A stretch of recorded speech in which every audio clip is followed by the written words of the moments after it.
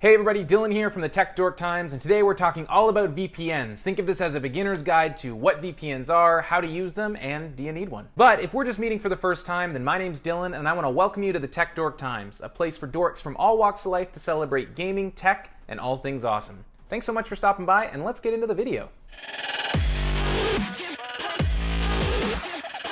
Okay, so first and foremost, as always, there are timestamps in the description box below, so if you want to jump to a certain piece of this video, no hard feelings, go ahead and do that. So the big question of the day is, what is a VPN? If you clicked on this video, I'm assuming that's what you want answered, so let's get that out of the way first and foremost. A VPN is a virtual private network. Why am I squeaking? So a VPN stands for Virtual Private Network, and all that means is it creates a private network for you to browse the internet, and it encrypts all your data, so if anyone was trying to look at it, they'd have no idea what it is that you're doing or what they're looking at all. Think of it like a foreign language that absolutely no one can decrypt. So VPNs become much more relevant when we're talking about public Wi-Fi access or just public internet access in general. So think about if you're going to a cafe and surfing the web there, or you're staying overnight in a hotel and using the public Wi-Fi there. Yes, it might be password protected, but there's a lot of other users on the service that you don't know. I don't want to be a fearmonger or anything like that. I'm not saying you absolutely need a VPN, but it is important to recognize that when you're on public internet, you are more susceptible to people looking at what you're doing, tracking what you're doing, or collecting important data about who you are on the internet. But even when you're using a private Wi-Fi network protected by a password, so like say you're at home and you have a Wi-Fi setup and you have a password that protects you logging onto it, you still are vulnerable to your ISP, your internet service provider, snooping on whatever you're doing. They're probably not going to do that, but it is important and relevant to know that it is possible. So a VPN takes all of these considerations into mind, and it scrambles all your data, sends it through the VPN to the internet so that everything you're doing is masked by the VPN. So think of the internet like a party that you're going to, but there's security cameras covering every square inch of the property, meaning that everything you do at that party is recorded. So if you get a little drunk, you do something stupid, that's going to be recorded, including everything else. And anyone who has access to the security cameras will be able to see literally everything you did at that party. Now, add your VPN and think of the party like a masquerade party. Your VPN is the mask at the party, so now anytime the cameras catch you doing something, they don't know who you are. In the most basic terms, that is what a VPN does. Obviously, it's a bit more sophisticated than that, and it's not just that people can see you on the internet, they just don't know what you're doing. It's also that they don't even know who you are, where you are, and all that good stuff. Ultimately, a VPN is a tool that allows you to maximize your privacy, security, and your freedom on the internet. So, what are the most common uses for a VPN for the average everyday person?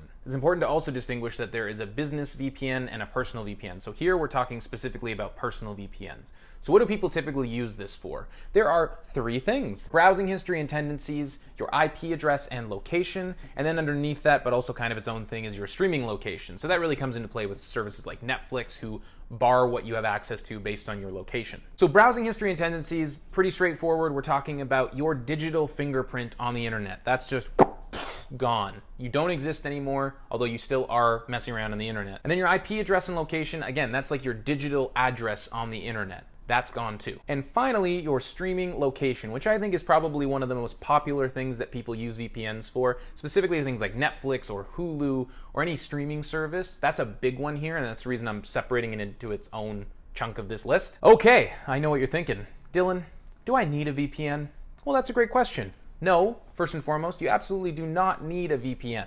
But there are a few circumstances where I would say you should consider one, or you could really benefit from one. Number one, if you are on the go a lot, using cafes and airports and hotels as your internet sources, you might want to consider getting a VPN, because you can really maximize the security side of a VPN if you're traveling all the time. The reason being, you're using all kinds of different public Wi-Fi access networks, and those are places where you're most vulnerable to any sort of data phishing or security breaches to your digital footprint. Number two, I would recommend it if you do a lot of streaming and you want to maximize your streaming membership benefits. You can use these to access different pieces of Netflix that you couldn't otherwise without a VPN. I.e., yes, let's say you're in Netflix in Canada and you want to use Netflix in the US, you could theoretically switch your IP to use the US Netflix area. Also, if you're just generally a little bit nervous about your security on the internet and aware of some of the potential privacy issues you might run into, a VPN is a really great investment if you have it in the budget. But yeah, absolutely, it is not necessary at all. These are just a few cases where you might want to consider it, and I think if you have it in the budget, there's no reason not to have one, just for that added level of security. but no pressure if you don't want one. If you do want to check out a VPN, I will put a link in the description below for my favorite VPN, the one I'm currently using. It's called NordVPN, and they're actually currently doing a 68% off sale for their 2-year plan, so it's something worth checking out. You can check that out in the link below. I will do a roundup of my favorite VPNs later. For now, I'm just going to show you the best one because I think that's a great place to start, so definitely check out that link if you're interested. But so you know, Nord is my favorite for a few reasons. Number one, you can sync up to 6 devices, and those can be a combination of laptops, tablets, and phones. So it's got a lot of flexibility there, and it can really maximize your security protection online across multiple devices. That's really good. And number two, there's a strict no logs policy, so not even Nord collects your data or your browsing tendencies. Obviously that should go without saying, but it's nice knowing that they strictly say there specifically no logs whatsoever. And it just works really great all around. I've had no issues with it so far, and even more importantly, it works really great for streaming outside of the region that you're in, so I know that's a big reason why people get VPNs. This one definitely works. So that's about all I want to do for this video specifically. I just want this to be a quick shoot, bang, and you're done. What does that even mean? But I hope that was helpful. I hope it gave you a little bit of clarity on the basics of what a VPN is, and maybe if you've been thinking about getting one, you can, like I said, check out the link in the description, but no pressure. I don't think every single person needs a VPN, and that's definitely not the takeaway from this video.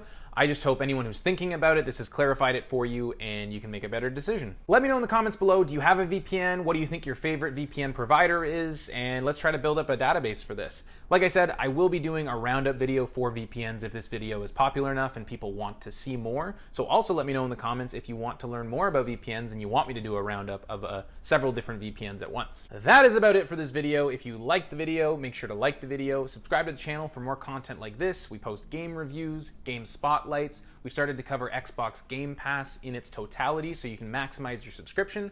And also keep an eye out for the Tech Dork Trials where we play new games for the first time and I give you my first impressions. As always, stay safe, stay healthy, and stay dorky.